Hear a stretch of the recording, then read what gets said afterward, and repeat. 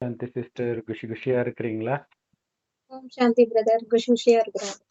இன்னைக்கு ரொம்ப சூப்பரான பைபிள். எல்லோருக்குமே பிடிச்சது யோபு. பட் அது ஜென்ரலா யோபு அப்படின்னா கடவுளுக்கு ரொம்ப பயந்தவன். இந்த அளவுக்கு மட்டும்தான் தெரியும் எல்லோருக்கும். பட் இதுல ரொம்ப டீட்டெயிலா யோபுக்குன்னே ஒரு தனி புஸ்தகம் இருக்கு. இதுல வந்து அவனுடைய மனம் வந்து நடுவுல எப்படிலாம் தடுமாறுது அப்படிங்கிறது கொடுக்கப்பட்டிருக்கு. அதுல யோபு 9வது அதிகாரத்தை நம்ம பார்த்துட்டு இருக்கிறோம். ஏற்கனவே பாதி பார்த்துட்டோம். அதுல என்ன இருக்குது அப்படின்னா, அதுக்கு முன்னாடி சொல்லுவான், "ஏம்பா வெறும் மண்ணுல இருந்தா பாவம் வரும். நீ பண்ணியிருந்தா தான் வரும். கடவுள் சும்மாலாம் தண்டிக்க மாட்டாரு." அதை நினைச்சு பார்த்து மனச அமைதிப்படுத்துன்னு இதுவரைக்கும் 2 நண்பர்களும் சொல்லியிருக்கிறாங்க. ஸோ, இப்ப இவனுடைய மனம் வந்து அதை ஏத்துக்குது. கரெக்ட்டு தான். கடவுளுக்கு முன்னாடி நான் எப்படி நீதிமானா இருக்க முடியும்? அவரு நெனச்சாருன்னா ஒரு விதத்துல கடவுள் சைக்கோ மாரி சொல்லிடுவாங்க. நான் நியாயவானாவே இருந்தாலும் அவர்கிட்ட போய் நான் எப்படி போய் வாதாட முடியும்? அப்ப ஏதோ கடவுள் அநியாயம் பண்ற மாதிரி அப்படி எடுத்துட்டு வராங்க. அது கிறிஸ்தவ மதம், முஸ்லிம் மதம் 2 மதத்துக்கும் பொதுவான அந்த நம்பிக்கை அது. யூத மதத்துக்கும் இருக்கும் போல இருக்குது. அவரு ஆ, பெரியவர், அவரு மாலிக். ம். அவர்ட்ட போய் நம்ம எப்படி வாதாட ம். முடியும் அப்படின்னு. ஆனா, இது இந்து மதத்துல அப்படி இல்ல. பட் ஆனா ஜெனரலா பேசும்போது சொல்லுவாங்கல்ல, கடவுள் கண்ண குத்திடுவாரு. குழந்தைங்களுக்கு சொல்லிக் குடுப்பாங்க. பெரியவங்களுக்கு சொல்றது கிடையாது. பயன்படுத்து. ஆனா, அங்க பெரியவங்களே அத நம்பிட்டு இருக்கிறாங்கன்னு தான் ஆச்சரியம். காரணம் என்னன்னா, அந்த புஸ்தகத்திலே அப்படி போட்டிருக்குது. ஆ, ஆனா அது அப்ப கடவுளுக்கும் இதுக்கும் உள்ள பெரிய வித்தியாசம் பாருங்க. பிரம்மகுமாரிகள் மூலமாக கடவுள் இறுதியில வந்து, உங்க மனசுல இருக்கிறது கூட எனக்கு தெரியாது. நான் அன்பின் கடல் அப்படின்ட்டு தன்னுடைய அந்த எவ்வளவு இளகிய மனமுடையவர்ன்றத மட்டும் தான் அவர் சொல்றாரு. அன்பு, அதிலேயே நாம பணிவு, மாறுறோம். கருணை அதுதான் ஆ, அவரோட இது. அந்த அன்புல மாறுறோம். ஆனா மற்ற மதத்தினருக்கு வந்து இப்படியெல்லாம் பயமுறுத்தினா தான் மாறுவாங்கன்ட்டு அப்படி வச்சிருக்கிறாங்க. ஆமா. அதனால தான் கடவுள் சொல்றாரு, "உங்கள தவிர என் என் மேல யாருக்கும் அன்பு கிடையாது." அவங்க பயந்துட்டு ஆமா. வேணா இருக்கலாம்.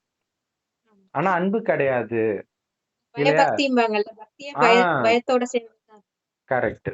அப்ப கடவுள் நெனச்சா ஒரு வினாடியில மலைய பொளக்க வைப்பாரு, பூமிய ஆ நிலநடுக்கம் வர வைப்பாரு, சூரியன மறைச்சு போடுவாரு, ஆ கடல் மேல நடப்பாரு, நட்சத்திரங்கள மறைச்சிடுவாரு, படைச்சாரு அவருதான்.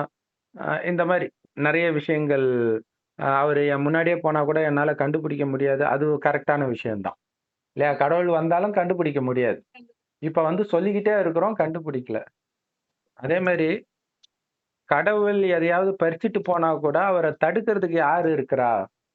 கடவுள் ஏதோ ஒரு கொலைக்காரன் மாதிரி எடுத்துட்டு வராங்க. அடுத்தது அவரு கோபத்தை வந்து திருப்ப மாட்டாரு.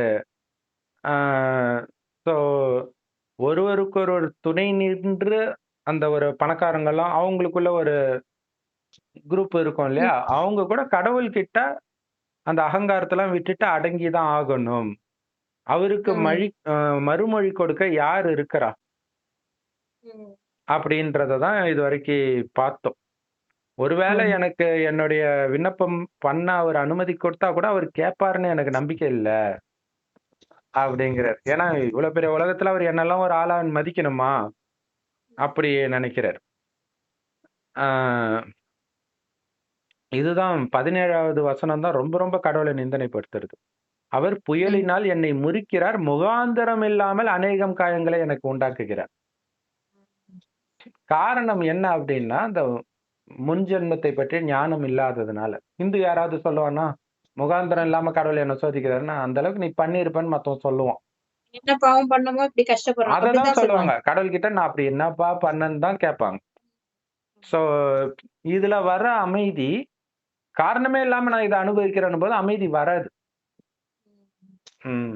ஸோ முகாந்திரம் இல்லாமல் நெறைய காயத்த எனக்கு குடுக்குறாரு. மூச்சு விட கூட முடியல என்னால. அவரு கூட எப்படி நான் பண்ண முடியும்? போட்டி போட முடியும்? அவரு தான் பலத்தவர். ஆனா அவருக்கு உடம்பே கிடையாது.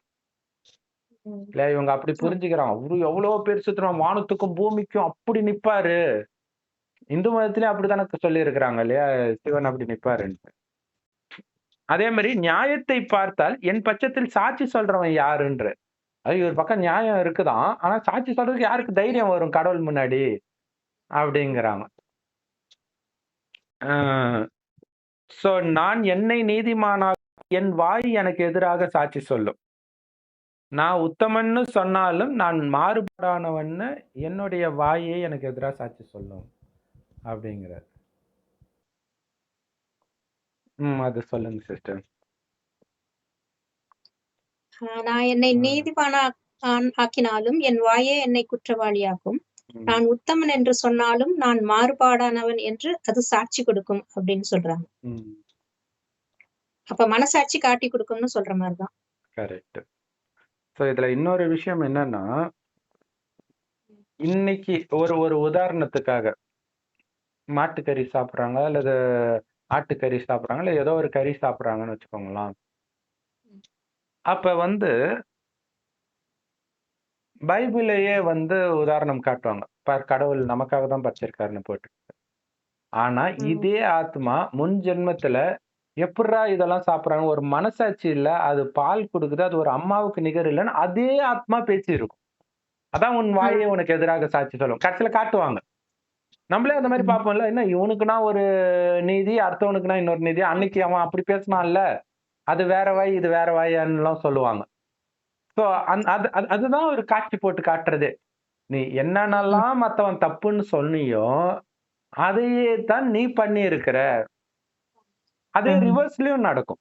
ரிவர்ஸ்ல என்னன்னா, இவன் இப்படி பண்றானே அநியாயமா இருக்குதேன்னு நீங்க இப்ப கதறீங்க அப்படின்னா, இதே மாதிரி நீங்க கதற விட்ட காட்சி காட்டுவார். இப்ப என்ன பண்ணலாம்? இப்ப நீ வலிய அனுபவிச்சுட்டல்ல, இப்ப சொல்லு நீ பண்ணது தப்பா ரைட்டான்னு கேட்பேன். அப்ப தெரியாது. என்ன நான் அப்படியே தெரியாம தானே பண்ணியிருந்தேன் அப்படின்னு கூட நீங்க சொல்லுவீங்க. அப்ப அதை காட்டுவார். இப்ப என்ன பண்ணலான்னு. அதுக்குதான் கணக்க முடிங்க. இயேசு சொல்றாருல, ஒரு கண்ணத்தை இருந்தால் மறு கண்ணத்தை காட்டு. கணக்கு முடிக்கிறதுக்காக. இந்த மறுஜென்மம் அப்படிங்கிற ஞானம் இல்லாதது ஒரு மிகப்பெரிய டிராபேக் முஸ்லிம்ஸ்க்கும் கிறிஸ்டியன்ஸ்க்கும். எதையுமே அவங்களால புரிஞ்சுக்க முடியாது. ஏதோ ஒரு அதனாலதான் கடைசியில என்ன பண்ணாங்க, இயேசு என் பாவத்தை கழுவிட்டாரு, முடிஞ்சு போச்சு. அதான் கழுவிட்டாங்களே, சூப்பர்ல கழுவிட்டாங்களா, அப்புறம் எதுக்கு ஜட்ஜ்மெண்ட்? ஆனா ஜட்ஜ்மென்ட் டேவும் இருக்குன்னு சொல்றாங்களே, அப்ப ரெண்டுமே கான்ட்ராஸ்ட். கரெக்ட். அது என்னன்னா, பாவம் பண்றதுக்குலாம் கடைசியா தான் தண்டனையா, இப்ப கிடையாதான். அப்ப எதுக்கு இப்ப கஷ்டப்படுறாங்க இல்லையா? சரி. 21 பாத்தீங்கன்னா, நான் உத்தமன் என்றாலும் என் உள்ளத்தையே நான் அறியேன். இதுதான் நீங்க சொன்ன பாயிண்ட் அடுத்த லைன்ல வந்துச்சு பாருங்க. நான் சொன்னாலும் என் மனசு என்ன இருக்குதுன்னு எனக்கே தெரியாது. அதனால என் ஜீவனை நான் வெறுக்கிறேன், அரோசிப்பேன், வாழ விரும்பல. இது கடைசி நேரத்துல ஒவ்வொருத்தரும் அந்த மரணத்துக்காக பிச்சை எடுப்பாங்க. பூமியில இருக்க விரும்பல அப்படின்ட்டு. நீ சொர்க்கம் கொடுக்க தேவையில்ல, உன்கிட்ட கூப்பிட்டுக்கோ. அதுக்காக வேண்டுவாங்க. சொர்க்கத்துக்காக வேண்ட மாட்டாங்க கடைசியில. அவங்க நினைச்சுக்கிறாங்க சொர்க்கத்துல கடவுள் இருப்பாருன்னு. பட் இங்க இருந்து தப்பிக்கணும்ன்றதுக்காக. ஏன்னா அவ்வளவு துக்கம். அப்ப தெரிஞ்சிடும் இதான் நரகம். இல்லையா? நரகம் இல்லைன்னா ஏன் இங்க இருந்து தப்பிச்சு போகணும்னு நினைக்க போறாங்க. சரி, சூப்பர் சிஸ்டர். 22 இருந்து இன்னைக்கு பார்க்கலாம் சிஸ்டர். அது படிங்களா? ஒரு காரியம் உண்டு, அதை சொல்லுகின்றேன். சன்மார்க்கனையும் துன்மார்க்கனையும் அவர் அழிக்கிறார். இது எவ்வளவு பெரிய நிந்தனை கடவுளுக்கு. நல்ல வழியில நடக்கிறவனையும் அவர் அழிக்கிறார். சன்மார்க்கம்னா சத்திய வழிபடி நடக்கிறவனையும் அழிக்கிறாரு, துன்மார்க்கனையும் அழிக்கிறாராம். ஏன்னா இவர் யோபு சன்மார்க்கன்.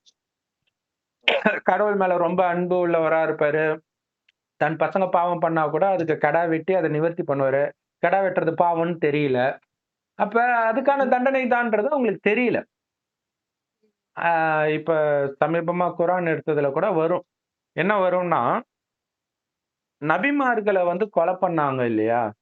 ஏன் கொலை பண்ணாங்கன்னா, நான் என் அடியார்களுக்கு துக்கம் கொடுக்கறது இல்ல, அவங்க கையால அவங்க செய்த பாவத்திற்கான தண்டனை அது. அப்ப எப்ப பண்ணாங்க ஒரு கேள்வி வருதுல்ல. அப்ப முன் ஜென்மம் தானே வரும் அதுக்கு. அப்ப ஏன் அல்லாஹ் காப்பாத்தலன்னா, அவர் எப்பவுமே காப்பாத்துறவர், ஏன் காப்பாத்தல? அப்ப அவங்க அதுக்கு முன்னாடி செய்த பாவத்திற்கான வினை பயனாக அதை அனுபவித்தார்கள்னு குரான்ல இருக்குது. இதுக்கு மேல என்ன வேணும்? அதெல்லாம் அவங்க பாப்பாங்களா இல்லையான்னு தெரியல. அவங்க ஒரு இதை வச்சிருக்கிறாங்க இல்லையா, அதுக்கு சாதகமான விஷயத்த மட்டுமே பேசிட்டு இருப்பாங்க. கர்மாங்கிற வார்த்தை இருக்காது. ம், ஆனா ம். அது அந்த மீனிங்ல தான் வரும். வரும். அதே மாரி முன்ஜென்மம்னு இருக்காது, மறுமைன்றுவாங்க. மறுமைன்னு ஒண்ணு ஆமா. இருந்தா, ஆத்மா அழியலன்னு அர்த்தம். அப்ப இங்க வர்றதுக்கு முன்னாடி ஆத்மா ஒரு இடத்துல இருந்திருக்கும்ல. திடீர்னு ஸ்வயங்ன்னு வந்துடுச்சா? அது யோசிக்க மாட்றாங்க. ம். சரி.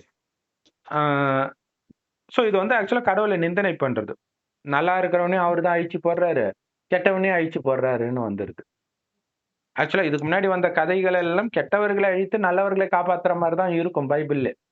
ஆனா இந்த இடத்துல இப்படி. அதாவது ஒரு மனிதன் வந்து இந்த மாரி கோயில், குளம்னு சுத்தி அல்லது எந்த மதத்தின் வழிப்படி நடந்து அவனுக்கு அவனுடைய குழந்தைங்க இறந்துட்டாங்க, சொத்து போச்சு, எல்லாமே போய் உடம்பெல்லாம் வியாதி. அந்த நேரத்துல கடவுளை பற்றி ஞானம் இல்லாதவன் இப்படி புலம்பி தான் ஆகணும். வேற வழி இல்ல. கடவுளை பற்றி ம். ஞானம் உள்ளவன் கூட பக்காவா முயற்சி பண்ணலனாலும் இதான் நிலைமை. அததான் காட்டியிருக்கிறாங்க. ஆனா நெறைய பேர் அவங்கவங்க வெர்ஷன்ல எழுதும்போது, அவங்கவங்க எக்ஸ்பீரியன்ஸ்க்கு தகுந்த மாரி எழுதிக்கிறாங்க இல்லையா? ம். பைபிள் எழுதுனது நெறைய பேர் சேர்ந்து எழுதுனது தானே! கரெக்ட். ஆனாலும் எல்லாத்துலயுமே ரகசியம் இருக்கும். இருக்கும். ம். அவங்கவங்க அவங்க ஆங்கிள்ல இல்ல, எழுதியிருக்காங்க. இல்ல. நெறைய பேர் எழுதுனதா சொன்னாலும், அது அது வந்து அத பொய்ப்படுத்தணுன்றதுக்காக முஸ்லிம்ஸ் சொல்லி விடுறது அது. அ அது வந்து அ சில விஷயங்கள் கடவுளுக்கு நிந்தனையா இருந்தாலும், ஓவராலா பார்த்தா அதுல ரகசியம் இருக்கும். ம். டைரக்ட்டா இந்த ஒரு லைன் பார்க்கும்போது அது தப்பா வருது. ஆனா மொத்தமா நீங்க கதைய பார்த்தீங்கன்னா, அதுல ஒரு ரகசியம் இருக்கும். அது ஃபுல் கதைய படிக்கிறதுக்கு பொறுமை இல்லாததுனாலயும், அவங்களுக்கு அது புரியாததுனாலயும், இது ஒரு ஆபாச கதை அப்படின்னு முஸ்லிம்கள் சொல்லுவாங்க. ஆனா இதுக்கு பின்னாடி ம். எவ்வளவு ரகசியம் இருக்குதுன்றது நம்ம ஞானத்தை வைத்து இத படிக்கும்போது மட்டும் தான் புரியும். அதுதான். ம். சொல்லுங்க சிஸ்டர். 23. சவுக்கான ம். சவுக்கானது அசுப்பிலே வாதித்துக் கொள்ளும்போது, அவர் குற்றமில்லாதவர்களின் சோதனையைப் பார்த்து நகைக்கிறார். கடவுள் சிரிக்கிறாராம். ம். குற்றமில்லாதவன் அப்ப கடவுள சைக்கோன்றாங்க. இல்லையா? குற்றமில்லாதவனுடைய சோதனையை பார்த்து, ஆ அவரு நகைக்கிறார்ன்னு வருது. இது இங்கிலீஷ்ல எப்படி போட்டிருக்குது அப்படின்னா, இந்த மாரி வியாதியினால பாதிச்சிட்டு இருக்கும் பொழுது, சவுக்கால அடிச்சா மாதிரி, அந்த நோயுடைய வலி அப்படி இருக்குதாம் அவருக்கு. எங்க பார்த்தாலும். அப்ப குற்றமில்லாதவன் இப்படி கஷ்டப்படுறத பார்த்து அவர் சிரிச்சிட்டு இருக்கிறாரே!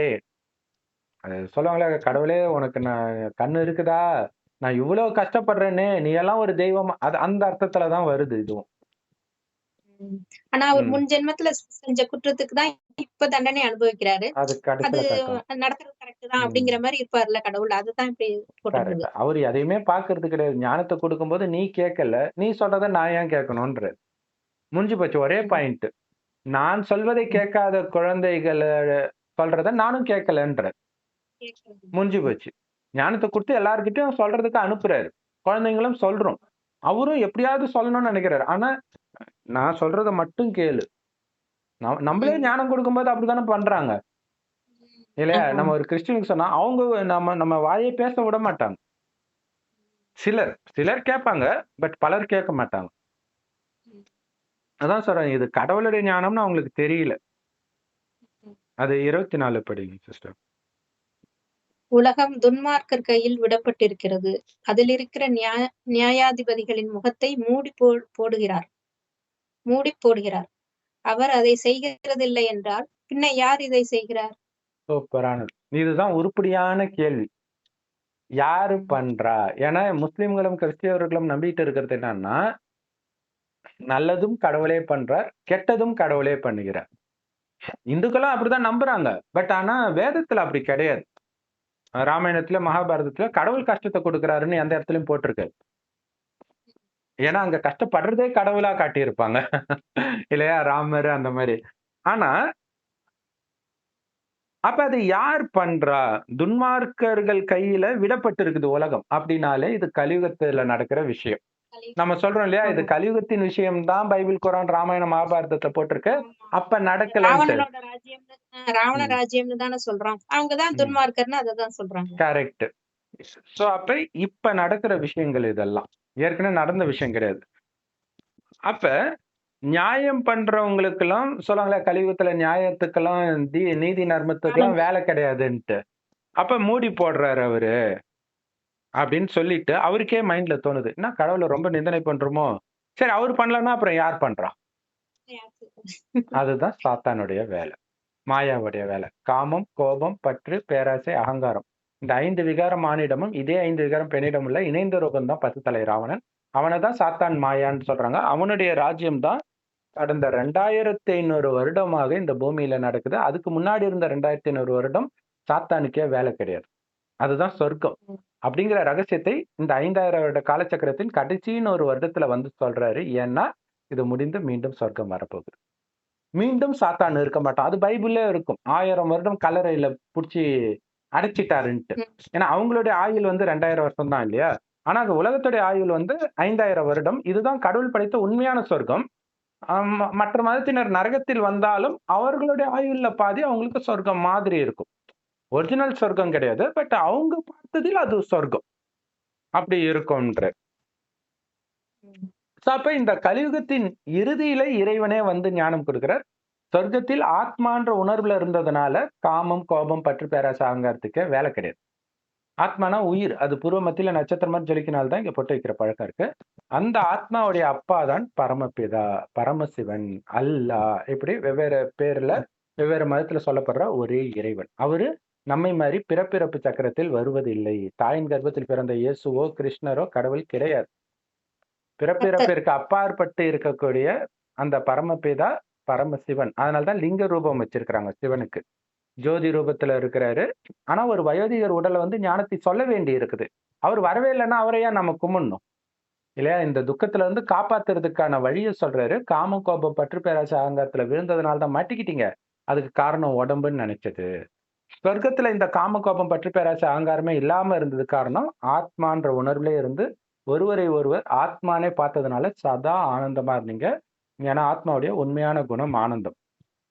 அந்த ஆனந்தத்தை இப்ப தட்டி எழுப்பணும்னா அந்த ஆனந்தத்தை மறக்க வச்சு மயக்க வச்சிருக்கு இல்லையா இந்த வெளி உலகம், அதுல இருந்து உங்க புத்தியை விலக்கி என் ஒருவனை நினைவு செய்யுங்க. ஆத்மான்னு உணர்ந்து நினைவு செய்யுங்க. உடல்ன்றதே மறந்துடுங்க. இறந்துட்டேனே நினைச்சுக்கோங்க. வெறும் ஆத்மா தான் எனக்கு இருக்குது. நான் தான் ஆத்மா தான் நானே. என்னுடையவர் ஒரு பரமபிதா. அப்படி நினைவு பண்ணிக்கிட்டே இருங்க அப்படிங்கிற ஞானத்தை இறைவன் இப்ப கொடுத்து சொர்க்கத்தை உருவாக்குறார். எப்படி துக்கத்தின் உச்சத்துல இருந்தவங்கள சுகத்தின் உச்சத்துக்கு அழிச்சிட்டு போறதுதான் கடவுளுடைய வேலை. அப்ப யாரு நரகத்தை உருவாக்குனார்? கடவுள் கேட்கிறார். சுகத்தை கொடுக்கிறது நானா இருந்தா துக்கத்தை கொடுக்கிறது வேற யாரோ தானே இருக்க முடியும். ஏன்னா துக்கத்தின் பொழுது நீங்க என்னை கூப்பிடுறீங்கன்னா துக்கத்துல இருந்து காப்பாத்துறவரை தான் கூப்பிடுவீங்க. துக்கம் கொடுக்கிறவரையா கூப்பிடுவீங்க இல்லையா? அப்ப துக்கத்தை கொடுப்பவன் சாத்தான். இந்த 5 விகாரம் தான். அதுக்கு காரணம் உடம்புன்றது. அதை மறந்து மீண்டும் ஆத்மான்னு உணர்ந்து ஒவ்வொருத்தரையும் ஆத்மான்னு பாருங்க. சிவனை தவிர இந்த பரமபிதாவை தவிர எனக்கு யாரும் கிடையாது. அவர் தான் அப்பா, அம்மா, கணவன், மனைவி, குழந்தை சகலமும். உலகம் அழிஞ்சிச்சுன்னு நினைச்சுக்கோங்க. ஏன்னா அழியறதுக்கு முன்னாடி வந்து கொடுக்குறாரு இந்த ஞானத்தை. அழியும் போது துடிக்க கூடாது நீங்க. ஏன்னா ஆத்மா அழியாது. சொர்க்கம் வரப்போகுது. அதற்கான தகுதியை இப்ப வளர்த்துக்கணும். என்ன தகுதி? அங்க ஒருவரை ஒருவர் ஆத்மான்னு பார்ப்பான். அதனால யார் மேலயும் பற்று இருக்காது. அன்பு இருக்கும். ஆனா பற்று இருக்காது. கடவுளுக்கு ஈக்குவலான அன்பு. பற்றற்ற அன்பு. கடவுளோட குழந்தை தான் எல்லாம். அவர் என்ன துடிக்கவா செய்றார் உலகம் அழியும் போது? நாடகப்படி கரெக்டா நடக்குது. ஆத்மாக்களின் தந்தை அவருங்கும் போது அதனாலதான் ஆவிக்குரியவர்னு சொல்லுவாங்க இல்லையா கிறிஸ்டியன்ஸ்.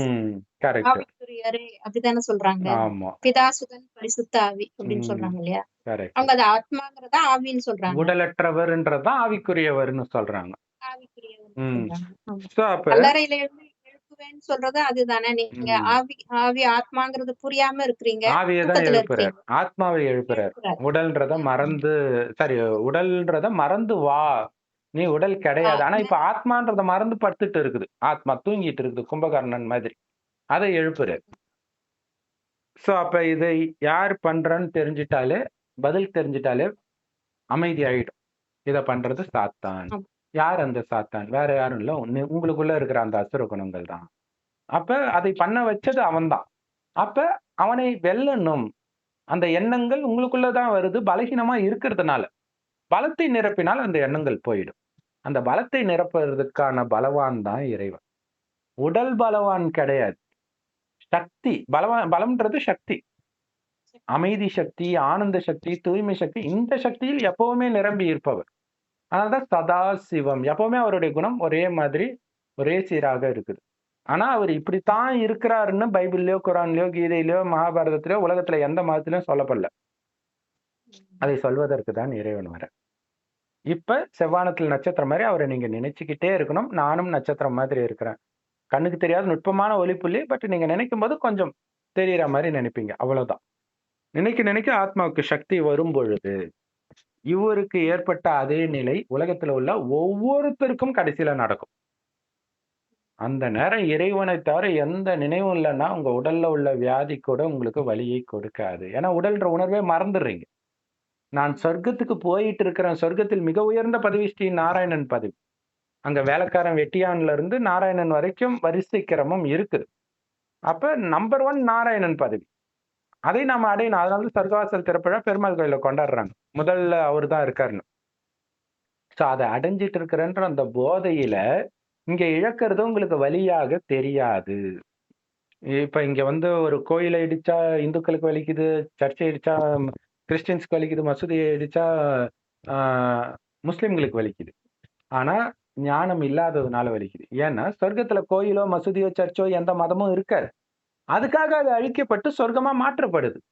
நமக்காக தான் மாற்றப்படுது. நீங்க எந்த மதத்தை சார்ந்தவரும் கிடையாது. என்னுடையவர்ன்றார் கடவுள். கடவுள் மதத்தை உருவாக்க வரல, சொர்க்கத்தை உருவாக்க வரார். மதத்தை உருவாக்குனது சாத்தான். அதாவது மனித வழி. வேற்றுமையை உருவாக்குறது தான் சாத்தானுடைய வழி. ஏற்கனவே ஒரு மதம் இருக்கும்போது எதுக்கு இன்னொரு மதம்? இன்னொரு மதம் எதுக்கு? அடுத்தது இன்னொரு மதம் எதுக்கு? அதுதான் அதோடைய வேலை. அடிச்சுக்கணும் இவங்க அப்படின்ட்டு. சோ அதனால தான் அதுக்கும் எனக்கும் சம்பந்தம் இல்லன்னு விலகி வாங்க அப்படின்னு சொல்றேன். சோ துக்கத்தை கொடுத்தது சாத்தான். யார் பண்றாருன்னு அந்த 24வது வசனத்துக்கு கணக்கு பதில் சாத்தான். கடவுள் கிடையாது. சாத்தானுடைய நிந்தனையெல்லாம் தூக்கி கடவுளுக்கு போட்டிருக்கிறதுனா எவ்வளவு பெரிய நிந்தனை இது. அதுதான். சரி ஓகே சிஸ்டர். 25. என் நாட்கள் அஞ்சற்காரர் ஓட்டத்திலும் தீவிரமாயிருக்கிறது. அவைகள் நன்மையை காணாமல் பறந்து போகும். அந்த காலத்துல போஸ்ட்மேன் வந்து அவ்வளவு ஸ்பீடா போயிருக்கிறாங்க போல இருக்கு. இப்பெல்லாம் போட்டா அவ்வளவு லேட்டா வருதுன்னுவாங்க. இப்ப யாரும் போடுறதே இல்ல. அப்ப அத சொல்றாங்க பாருங்க. அவ்வளவு ஸ்பீடா போகும். ஸ்பீடா போகுது. ம். அந்த மாதிரி என் நாள் வேகமா போயிட்டு இருக்குது. ஏ- ம். ஏன்- ஏன்னா எந்த நன்மையும் பார்க்க முடியல. ம். என் அங்கலாய்ப்பை நான் மறந்து என் முகத்தின் துக்கத்தை இல்ல மாற்றி இது அந்த 26. 26 அவைகள் வேகமாய் ஓடுகிற கப்பல்களைப் போலவும் ம், இரையின் மேல் பாய்கிற கழுகை போலவும் கடந்து போகிறது. அவ்வளவு மொத்தத்துல ஸ்பீடா போகுதாம். வேகமா நாட்கள் போயிட்டு இருக்குது. ம். எவ்வளவு வேகமா போனாலும் ஒரு நன்மை கூட பார்க்க முடியல. ஒண்ணு எல்லாம் பறந்து வாழ்க்கையில கஷ்டமா வருது. இன்னொன்னு அவருக்கு கண்ணுமே தெரியல. ம். 2 அர்த்தத்திலயுமே வருது. சோ அந்த மாதிரி நேரத்துல தான் மனிதன் வந்து இறந்து போனா பரவாயில்லன்ற ஒரு நிலைமைக்கு வருவான். அவனுக்கே நான் ம். செத்து போனா பரவாயில்லன்னு அப்படி ஒரு வைராக்கியம் வெறி வர ஆரம்பிச்சிடும். சிலர் தற்கொலையே பண்ணிக்குவாங்க. முடியாத ஒரு ம். நிலை வரும் பொழுது அப்படி அந்த நிலைமைக்கு ம். போயிடுவாங்க அவங்களே. ம். ம். 27 சிஸ்டர். என் அங்கலாய்ப்பை நான் மறந்து என் முகத்தின் துக்கத்தை மாற்றி திடன் கொள்வேன் என்று சொன்னார். என் வருத்தங்களைப் பற்றி பயமற்றவனாய் இருக்கிறேன். என்னை குற்றமில்லாதவனாக எண்ண மாட்டீர் என்று அறிவேன். ஒரு நிமிஷம். அதாவது இந்த புலம்பல் வந்து நாஸ்திகத்தை விட மோசமா இருக்குன்ற மாதிரி இருக்குது. ஏன்னா நாஸ்திகத்தை போதிக்கிற படம் ரத்த கண்ணீர். அதுல கூட எம்.ஆர். ராதா வந்து சொல்லுவாரு, எல்லாம் கலை கலை. அவர் பொண்ணுங்க பின்னாடி சுத்திட்டு கலைன்னு சுத்துவாரு. அதுதான் ஏன் இப்படி குஷ்டரோகமா வந்திருக்குதுன்னு சொல்லுவாரு. அப்ப அத பண்ணதுனால நல்லதுக்குதான். வருது அப்படின்ட்டு வருது. ஆனா இங்க நான் நல்லவனா இருக்கிறேன், எனக்கு இப்படி வருதே அப்படின்னு இருக்குது. சோ ஆக்சுவலா இதெல்லாம் வந்து படமாவே எடுக்க முடியாது. எடுத்தா கடவுள அநியாயப்படுத்துற மாதிரியே இருக்கும். இருக்கிற ஆமா. கொஞ்சம் நெஞ்ச நம்பிக்கையும் போயிடும். ஏன்னா இவங்க வந்து அ ந ஒரு ஆறுதல் கிடைக்கணும்னு தானே கடவுள்கிட்டயே போறாங்க. ஆ. ம். சோ அப்ப இது மொத்தமா கடவுளை வந்து ஒரு நிந்தனை பண்ற மாரியே இருக்குது. என் அங்கலாய்ப்பை நான் மறந்து, இந்த மாரி புலம்புறதெல்லாம் மறந்து ஒருவேள துக்கத்தை ம். மாற்றி திடம் கொள்ளலான்னு பார்த்தா, எனக்கு வர்ற அந்த ஒரு துக்கத்தையும் நெனச்சு பயமா இருக்குது. இந்த நான் அனுபவிக்கிற வலியை பார்க்கும்போது நான் குற்றமில்லாதவன் சொன்னாலும் நீ நம்ப மாட்ட. காரணம் ஆமா. இல்லாம கடவுள் இப்படி பண்ணுவாரான்னு கேட்ப. இங்க இங்க திரும்ப திரும்ப சம்மட்டியால அடிக்கிற மாதிரி வர்றது முற்பிறவி விஷயம்தான். நீ ஆமா. பண்ணாம வந்திருக்குமா? அப்ப இவங்க முற்பிறவி இல்லைன்னா இப்பயே நீ ஏதோ பண்ணிருப்ப, யோசிச்சு பாரு, யோசிச்சு பாரு. டேய் நான் எதுவுமே பண்ணலடான்றான்.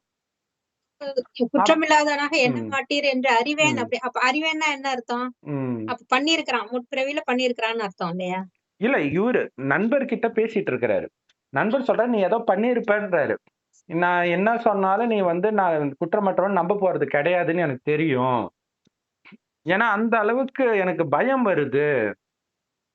ஆ, நீ என்ன தப்பா நினைச்சிடுவியோன்னு பயமா இருக்குது. சோதிக்கிறதுனால ஏதோ நான் ஒரு வேளை அந்தரங்கமா ஏதோ தப்பு பண்ணியிருப்பேன் போல இருக்குதுன்னு நீ நினைச்சிடுவியோன்னு பயமா இருக்குது அப்படின்னு சொல்றாரு. ஆ, நான் ஒருவேளை பொல்லாதவனா இருந்தா இப்படி எல்லாத்தையும் இழந்து நான் ஏன் போராட போறேன் அப்படின்னு கேக்குறாரு. ஆ, 29 படிங்க சிஸ்டர். நான் பொல்லாதவனாயிருந்தால் விருதாவாய் போராட வேண்டியது என்ன? ஸோ இதுக்கு ஆக்சுவலா வேற டிரான்ஸ்லேஷன்ல பார்க்கும்போது அர்த்தமே வேற மாதிரி இருக்கு. என்ன அப்படின்னா, பொல்லாதவன் அப்படின்னா என்ன அர்த்தத்துல சொல்றாருன்னா, என்னுடைய பொல்லாப்பு அந்த பாவ காரியத்தை என்னை விட்டு நீ நீக்கவே மாட்ற. அப்ப நான் எதுக்கு போராடணும் இந்த கஷ்டத்த? ஒரு முடிவு ம். வரணும்ல. கடைசி வரைக்கும் டார்ச்சர் பண்ணிக்கிட்டே இருக்கிறியே. ஏன்னா, இங்க நீங்க கஷ்டத்தை அனுபவிச்சுட்டா, அடுத்த ஜென்மம் நல்ல ஜென்மமாக கிடைக்கும். இதுதாங்க பதில். ம். ஸோ ஒரு ஒரு ம். கேள்வியும் இதுல ஒரு சூப்பரானது இதுக்கு முன்னாடி அதிகாரத்துல வரும். நாமெல்லாம் இப்பதான் வந்திருக்கிறோம். நீ உன்னுடைய மூதாதையர்கிட்ட அவர்களுடைய மூதாதையர் என்ன சொன்னாங்கன்னு கேளு புரியும். அப்படின்னா யாரு? நாம தான் அது. இல்லையா? நமக்கு ம். என்ன தெரியும்னே சொல்லுவாங்க. அதுல அவன் ம். ஃப்ரெண்ட்ஸ் சொல்லுவாங்க. அதுதான் இங்கேயும் கேட்கிறாரு. நான் என்கிட்ட இருந்து பாவத்தையே நீக்க மாட்றாரு. கடைசி வரைக்கும் நான் போராடிக்கிட்டே இருக்கணுமா? அப்ப இங்க இருக்குது பாருங்க. இங்க நீ எந்த அளவுக்கு கஷ்டத்த அனுபவிக்கிறோ, அந்த அளவுக்கு சந்தோஷம் அடுத்த ஜென்மத்துக்கு வரப்போகுது.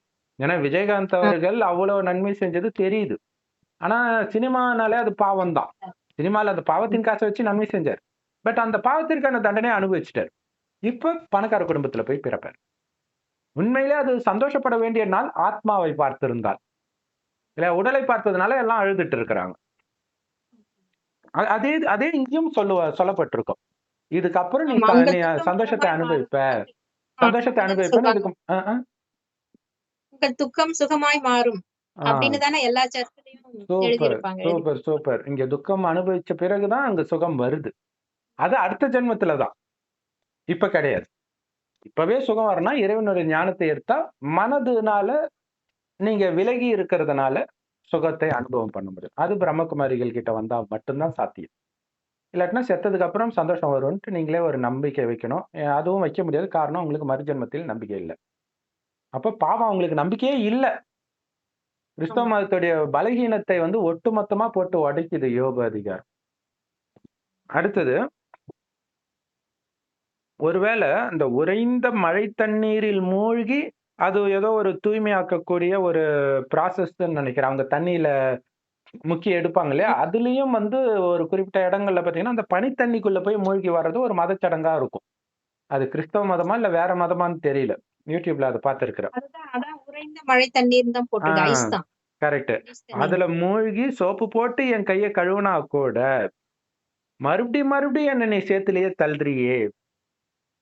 ம். என்னுடைய ட்ரெஸ்ஸே என்ன பார்த்து அருவருக்கிற அளவுக்கு என்ன மாத்திடுறியே! அப்டின்ட்டு கடவுள் இவர பாவம் செய்ய தள்ளுறா மாரி காட்டிட்டான். இங்க பாவம்னு ஒண்ணு, அடுத்தது பாவத்திற்கான பலன், தண்டனை. ம். அப்ப இங்க தண்ணீல இருந்து கழுவுறது அப்படிங்கிறது வந்து, அது ஆக்சுவலா பாவத்தை தான் அப்படி சொல்லணும். பாவத்த கழுவுனா கூட நீ மறுபடியும் என்ன பாவம் செய்ய வைக்கிறியேன்னு அதான் கலியுகத்துடைய வேல. கலியுகத்துல அது அடி உதையெல்லாம் வாங்கிட்டு அடுத்த ஜென்மத்துல குழந்தை தூய்மையா பிறந்தாலும் வளர, வளர மறுபடியும் பாவம் செய்யுது. ஆக்சுவலா இந்து மத கோட்பாட ஒட்டுமொத்தமா இதுல எடுத்துட்டு வருது. ம். ஆனா இதெல்லாம் பண்றது யாருன்னா மாயா, சாத்தான். கடவுள் கிடையாது. அடுத்தது அவருக்கு பதில் சொல்றதுக்கு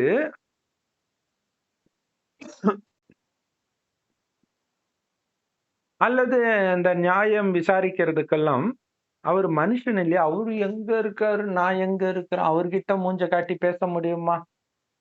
அப்படி ம். அப்படி காட்டுறாங்க கடவுள. அதுக்கு தான் கடவுள் சொல்றாரு. கடவுள்னு நீங்க என்ன கூப்பிட்டா எனக்கு புடிக்கல. அப்பான்னு அன்பா கூப்பிடுங்க. ஏன்னா அப்படி அசிங்கப்படுத்தி வச்சிருக்காங்க கடவுள. அவரு இப்படி சாதிப்பாரு. ஏய் ஆத்தா இதோ இப்ப அகோரி கலையரசன் நான் வந்து காளிய நிர்வாணமா பார்த்தேன்னு சொன்ன உடனே, ஏய் ஆத்தாவ என்ன பேசிட்ட? ஆத்தா கண்ணு திறந்தா என்ன ஆகும் தெரியுமாடான்னு அப்படி எடுத்துட்டு வராங்க. அவங்க ஒரு ஆக்ரோஷமானவங்க அப்படிங்கிற மாரி. ஆக்ரோஷமானவங்கள அமைதியா ஆக்குறது தான் கடவுளுடைய வேலை. இல்ல ஆக்ரோஷமா இருக்கும்போது காளி, ஆமா. சாந்தமானவனே பார்வதி. சோ இதுவரைக்கும் எல்லாம் காளி தான் ஞானம் கிடைக்கிற வரைக்கும். எல்லா மதத்தினரும். ஞானம் கிடைச்சோனே சாந்தமான பார்வதி தேவியா மாறிடுறோம். சோ அப்ப தான் சொல்றாரு. அவரு என்ன பண்ண முடியும்? ஆனா ஒரு விதத்துல இது என்னன்னா, என்னால எதுவும் பண்ண முடியாதுன்ற ஒரு நிலை இருக்கு இல்லையா? தண்டனைய அனுபவிக்கிறாங்க. ஒண்ணும் பண்ண முடியாது அப்படின்ட்டு. இல்ல இது தப்பு. நம்மள அடங்கி போக சொல்லுது பைபிளு. வாங்க நம்ம ஒண்ணா சேர்ந்து போராடுவோம்னு வந்தது தான் கம்யூனிசம். 2மே தப்பு. இல்லையா? ஆமா. இதுல நன்மை இருக்குது. நீ ஆடுனதுக்கு இங்க அனுபவிக்கிற. அடுத்தது இத அனுபவிச்சு முடிச்ச உடனே உனக்கு சந்தோஷம் வரப்போகுது. இறைவன் நினைவுல இருந்து அனுபவி. இதுதான் ம். இத சொல்லல. சொல்லாததுனால தான் அவங்க என்ன பண்றாங்க, அது தானா மனித அறிவுக்கு தெரியல. அது கடவுள் வந்து சொன்னா தான் தெரியுது. அப்பதான் என்ன ஆகுது, இதுக்கு எதிராக ஒரு கூட்டம் வருது. நாஸ்திக கூட்டம். எல்லா நாடுகள்லயும் அந்தந்த மதத்தை எதிர்க்கிற கூட்டம் வந்துடுது. அடுத்தது 33 சிஸ்டர். எங்கள் இருவர் மேலும் தன் கையை வைக்கத்தக்க மத்தியஸ்தன் எங்களுக்குள் இல்லையே. அப்ப ஒருத்தர் ஜட்ஜா வரணும்னா, எங்களை விட உயர்ந்தவரா இருக்கணும். என்னை விட கடவுள் உயர்ந்தவர், அவரை விட உயர்ந்தவர் யாரும் இல்லையே! அப்புறம் அதாவது இவர் வந்து கடவுளுக்கு சட்டை புடிச்சு கேட்கணும்னு ஆசைப்படுறாரு. டேய் நான் என்னடா பண்ணேன்னு. ஆனா நான் யார்கிட்ட போய் கேட்பேன்? அவரு பெரிய எஜமானன் அ ஏதோ ஒண்ணு இங்க சொல்லுவாங்களே, ஏதோ ஒண்ணு சொல்லுவாங்களே. பாசிசம் புடிச்சவரா இருக்கிறாராம் கடவுளு. அதனால எங்களுக்கு அதுக்கு மேல யாரும் இல்லையே, நாங்க என்ன பண்றது? ஹிட்லர் மாதிரி இருக்கிறாரே! அப்படி சொல்றாங்க. இது எந்த விதத்துல கடவுளுக்கு மகிமை? இத நம்ம சொன்னோம்னா நெறைய பேர் வந்து, "ஏய் நீ பைபிள படி." சரி நாங்க சொன்னதுல இதுல இருக்கிறதுக்கு தானே அர்த்தம் சொல்றோம். குற்றம் இதுல கண்டுபிடிக்கிறான்பாங்க. குற்றத்த கண்டுபிடிங்க. இத கண்டுபிடிக்கிறது இல்ல. நீ ஒழுங்கா பைபிள் படிக்கல. ஒழுங்கா படிக்கிறதுனால தான் அது தெரியுது. இல்லையா? சரி. அது மட்டும் இல்ல. அதுக்கான விளக்கத்தையும் நம்ம சொல்றோம். இதுல இப்படி இருக்குது. இதுல உண்மையான அர்த்தம் இதுன்ட்டு. ஆனா இது யோபு இன்னும் 42 அதிகாரம் இருக்குது. போக போக அது மாறும். இப்போதைக்கு இப்படி புலம்புறார். அவ்வளவுதான். இப்போதைக்கு இந்த அதிகாரத்துல என்ன இருக்குதோ அத படிக்கிறோம். அவ்வளவுதான். அவர் தமது மிலாற்றை என்னை விட்டு அகற்றுவாராகன்ட்டு இருக்கு. இங்கிலீஷ்ல வந்து அந்த இரும்பு கம்பியை அப்படின்ட்டு இருக்குது. அவருடைய பயங்கரம் என்னை கலங்க பண்ணாதிருப்பதாக.